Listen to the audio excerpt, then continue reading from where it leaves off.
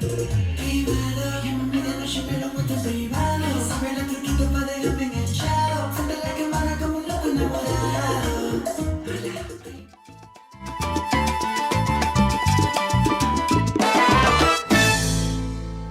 Hello, my beautiful subscribers. Rasa the dancer is here. Today we're gonna do bachata neck rolls, but not normal neck rolls, the ones that you actually need to use your body, and it happens in many different combinations, whether through a turn, whether on the spot, whether it's leading from a body roll into the neck roll, whatever.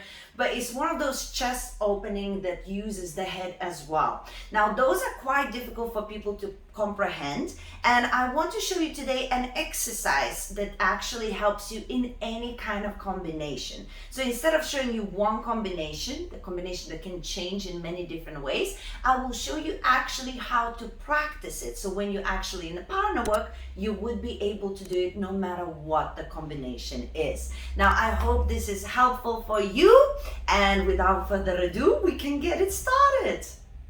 Okie dokie, so let's get it started. Okay, first what we need is an open position. Again, in these kind of neck roll chest movements, we will be in many different positions, but a lot of the time, if it's a big motion, you have to have open position. Sometimes we turn, so we step through it, but then we position our legs as well for comfort. But in general, the legs usually are a little bit more open, whether they bent on the side, whether they are bent on a spot, or maybe just open in general static. They usually open legs because the motion is so big. We cannot do it so big with closed legs. If they close legs and we're doing our thingy, it's really hard to keep the balance. We have different techniques for the legs together. Usually the movement becomes much smaller, okay? But we're doing the big one today, so the legs will start with an open position. Now, the other important bit is to understand that there is two levels of what you can actually do. There's the one that is the neck roll that is used by the chest, and we use only this part of the body, like from here upwards, right? And then there is a back bend, which is using this part of the body. Now, let me show you the difference. The difference is this.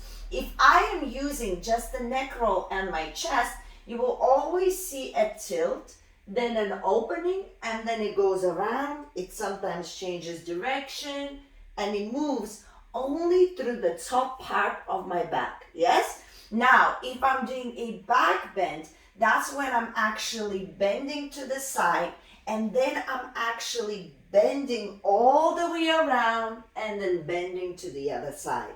Now, those kind of movements are completely different, and those kind of movements we a lot of the time call them as dips, because they're not something you would do with anybody. You need support, you need fantastic positioning and all of the rest, which this one you can do with anybody, right? Because it's just a little bit of a preparation and technique, and it's not that complicated. But with the back bends, guys, it's a completely different story. So we're not doing back bends, we're using the upper part of our chest, okay? So now, the other important bit here is to recognize that there is a difference between tilting and the difference between bending. Bending is bad, tilting is good. Okay? Now, the tilt actually happens by raising our core up and then relaxing slightly the shoulder down. That's a tilt. But this is still engaged. This is tight, my side. A bend, when you know you're bending, is when you go here and this, you see, the crease and the little bit you can stick in your hand, that means it's loose. If you stretch up, this is tight, that means you are tilting. Does that make sense? We need strength here. Everything here is engaged, and there's a little relaxed moment to this direction or that direction. Again, depends on combination which way you're gonna go. So for now, we're gonna start to our left hand side, the tilt.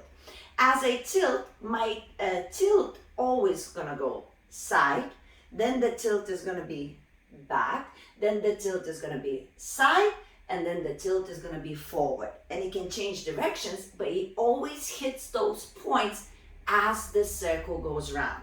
A lot of the times we start good, and then somewhere along the line we kill the other side. So you have to remember, you have all points that you need to reach with your tilts, okay? So the shoulders lead the head. Not the head leads the shoulders, but there's a delayed action in the head. So my tilt happened first, then the head. The tilt backwards happened first, then the head. The tilt side happens first, then the head. The tilt first, then the head, right? So it's not my head going and trying to lead the body, it starts cramping. It's my body that is leading my head. Does that make sense? I'm keeping my arms upwards because usually I would be in the frame whilst I'm doing that. And also when your hands are down, there's a lot of gravity there. So when you're doing with your hands down, it seems like something is holding you there. You can't relax. So you have to bring your arms a little bit up. Sometimes I open my palms, sometimes I close. But as you're practicing, keep your arms upwards, okay? So that's the first important bit. Not bending, tilting. Second important tip, we are using body first, then the head. Head is in the delay, and make sure you don't lock your neck, okay? So now, let's go more through the tilts. So we start with the left. Our arms are up. Here is engaged. We have our first tilt a little bit to the side, and the head is relaxed. Now, as I'm going around, my shoulders, they curl backwards to open the space for my head. As we are traveling around, now the shoulders will tilt again to the other side, and then my shoulders will tilt forward to allow the head to go. So you have tilt to the side, tilt backwards, tilt to the side, tilt forward. And you can change direction as well. Tilt backwards, tilt to the side, tilt forwards. Now, sometimes, we are scared to use the neck. So you have to understand that when the neck is back, we never actually release it like this because that's when you feel the tension.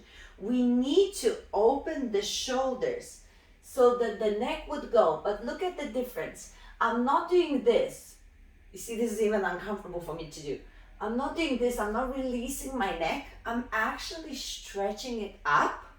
And as my shoulders relax, my neck stretches up. So there's no tension here. There's more of a stretch here. Does that make sense?